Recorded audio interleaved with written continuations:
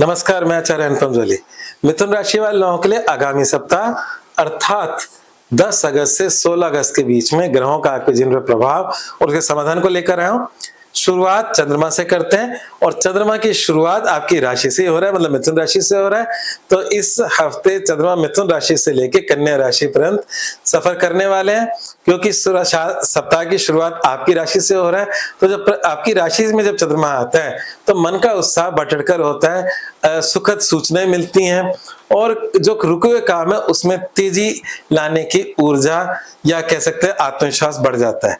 तो सप्ताह की शुरुआत बहुत ही प्रबल हो रही है और उसके बाद जो दूसरा चंद्रमा है उसमें परिवार संबंधी या धन संबंधी छोटी मोटी चिंताएं दिखती हैं, पर उस पर अभी मैं डिटेल में बोलने वाला हूं, वो बाद में बोलूंगा। पहले चंद्रमा पूरा कर लेते हैं।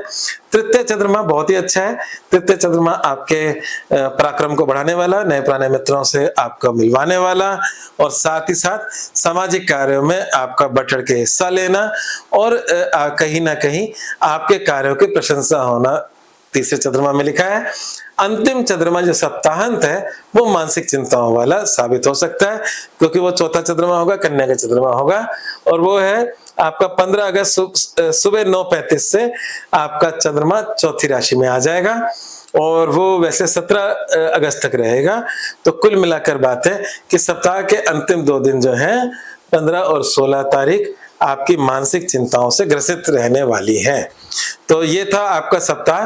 तो इसको मोटे तौर पे मैं कह सकता हूं कि सप्ताह की शुरुआत सशक्त हो रही है और पूरा सप्ताह बहुत अच्छा है, बस सप्ताह के अंतिम 2 दिन थोड़े से चिंता के हैं जो 15 और 16 तारीख है। तो ये तो हुआ चंद्रमा का योगदान। अब मैं उस चर्चा कर लेता हूं जो मैं आपको बोल रहा था। आपकी राशि से द्वितीय राशि में बुध, गुरु और सूर्य हैं। 3 ग्रह चल रहे हैं। बुध का मतलब आपका राशि स्वामी, मिथुन राशि वालों का स्वामी बुध होता है और वो जहां बैठेगा आपका कंसर्न उस जगह से बनेगा।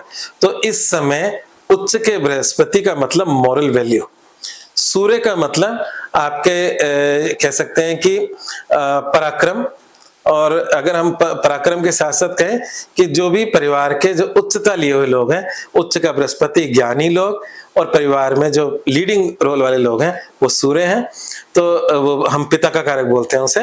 तो इस प्रकार के 3 ग्रहों का द्वितीय भाव में बैठना इस समय पे ये कहता है कि धन और परिवार संबंधी अगर विगत में कुछ चीजें चलती आ रही हैं तो उसके समाधान का बेस्ट समय है, जिसमें सब तरफ से आपको मदद मिल सकती है।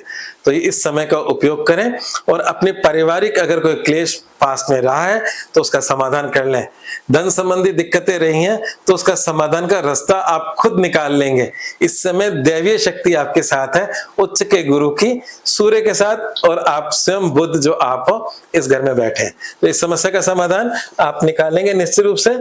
अब बात करते हैं शुक्र की, जो नीच के हैं। और शुक्र हालांकि आपकी राशि से 12वीं राशि और पंचम राशि के स्वामी है, तो यहाँ पर कष्ट किसको देगा? वो पंचम राशि को देगा। पंचम राशि से वो 12वां हो गए, नीच के हो गए। नीच के 12वें होने से शुक्र का जहां तक रोल है वो इस समय अच्छी अवस्था में नहीं है और शुक्र को भी ट्रीट करना जरूरी है। अन्यथा शिक्षा, संतान और आपके पूजा पाठ और शेयर मार्केट, इससे रिलेटेड कुछ चीजें इफेक्ट डाल रही हैं आपके जीवन के अंदर, वो इफेक्ट ना डालें। तो उसके लिए आपको शुक्र का उपाय निश्चित रूप से करना चाहिए। दूसरी बात यह है कि मंगल, हालांकि मंगल मिथुन राशि के अंदर इनकम का भी लॉर्ड है, इच्छा पूर्ति का भी लॉर्ड है, परंतु साथ में परेशानियों का लॉर्ड है।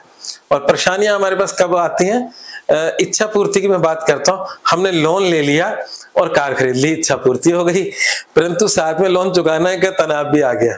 तो ये बिल्कुल ऐसा ही है, इच्छा पूर्ति के साथ साथ नए तनावों को भी मतलब जगह दे रहा है। मान लीजिए आपको पद मिल गया तो आपके दुश्मन बढ़ गए, एक एग्जाम्पल के लिए दे रहा हूं। तो यह है रोग, ऋण और रिपु, बीमारी, उधारी, शत्रुता, कोर्ट कचहरी, इसका स्वामी है और आपकी राशि में बैठा है तो आपके स्वभाव में क्रोध दे रहा है और इस तरह की चीजों की चिंताएं भी दे रहा है। तो मंगल का भी उपाय करना जरूरी है। तो इस हफ्ते 2 ग्रह बनते हैं जिनका उपाय बनता है शुक्र और मंगल का, ठीक है ना। तो इन दोनों का उपाय करके हम इस हफ्ते को अच्छा कर सकते हैं। हालांकि नीच का शुक्र और कर्म भाव में बैठा शनि, आपस का जो इनका दृष्टि संबंध है, ये दृष्टि संबंध पॉजिटिव है। आपकी राशि से केंद्र में बैठे हैं। ये दोनों ग्रह, जो शुक्र नीच का था, तनाव दे रहा था, पर इस कॉम्बिनेशन के अंदर कार्य क्षेत्र में उन्नति दे रहा है। जब ग्रह नीच का होता है तो उसके सामने बिल्कुल उच्च की राशि होती है, और वहां बैठे हैं शनि। तो शनि पे उच्च राशि दृष्टि करते हुए शुक्र कहीं ना कहीं आपके कार्य क्षेत्र में विस्तार की बात कर रहे हैं। और शनि वक्री हैं, तो वो जा रहे हैं आपके नवम की तरफ। हालांकि नवम में जाएंगे नहीं, उससे पहले ही मार्गी हो जाएंगे, पर नवम की तरफ जाने का जो सिग्निफिकेंस है, जो रिजल्ट है, वो ये कहता है कि जो आपने अभी पिछले लंबे 2.5 साल के अंदर आपने जीवन में परिवर्तन किया है, उस परिवर्तन में कुछ जो कमियां रह गई थी उसको पुनरावृत्ति करके आप पूरी कर रहे हैं। ये है वक्री शनि का रिजल्ट आपके जीवन में। तो कहीं ना कहीं कुछ कमियां उस परिवर्तन काल में रह गई थी, वो समय इस समय बेस्ट समय है उसको पूरा करने का। तो इस प्रकार से ये था इस हफ्ते का आपका राशिफल। आई होप आपको बहुत अच्छा लगा होगा, पर उपाय तो हमने अभी जिक्र किया नहीं। तो उपाय के अंदर मैंने कहा मंगल और शुक्र का उपाय। शुक्र के उपाय में आप लक्ष्मी जी की उपासना, और मंगल के उपाय में मसूर की दाल का दान करना। ये दोनों अपने जीवन में अपना लो, इस हफ्ते उससे लाभ मिलेगा। और मूल वाक्य है क्रोध पर नियंत्रण रखें, क्योंकि मंगल आपकी राशि में। आज बस इतना ही, धन्यवाद।